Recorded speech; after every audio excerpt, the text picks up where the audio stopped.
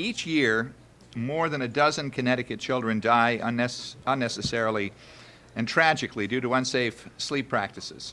And by educating parents before they leave the hospital following the child's birth, we can potentially influence the parent's behavior and possibly save a child's life. Connecticut infants are more likely to die from unsafe sleeping conditions than from any other source of accidental injury, including car accidents, choking, drowning, and falls, or from child abuse. It requires each hospital, through its maternity program, to provide the parent or guardian of a newborn infant at the time of the infant's discharge from the hospital with the written materials containing the American Academy of Pediatrics recommendations concerning safe sleep practices. We all know that when a baby is born, they don't come with an instruction manual.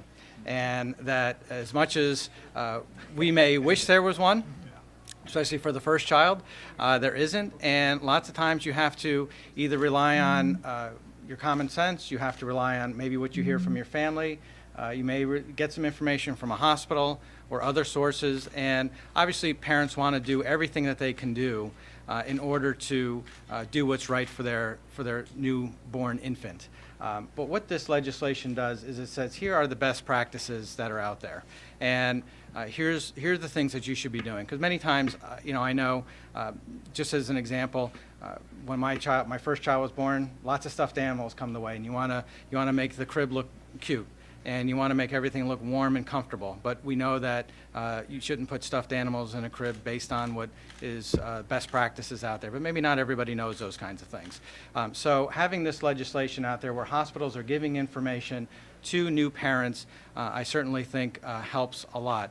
This will establish a uniform protocol in our hospitals around the state for parents and also for legal guardians, that when they go home from the hospital beforehand, they will be educated in safe sleep practices.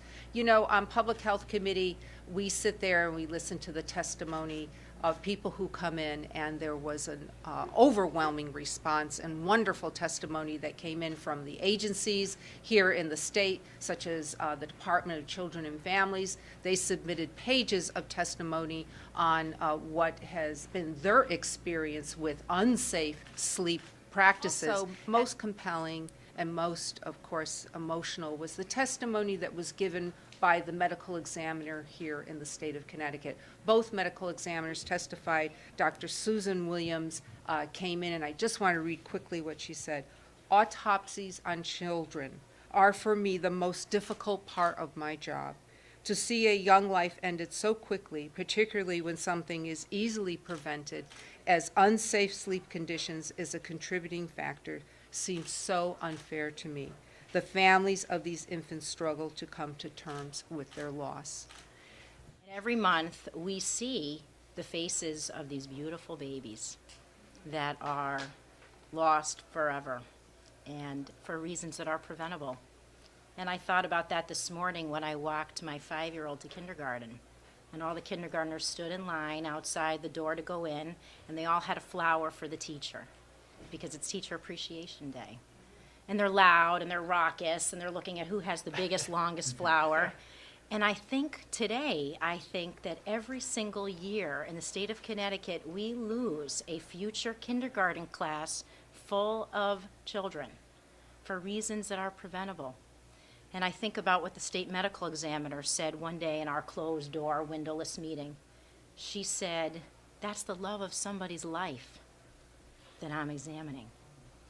And that's a loss that can never be repaired.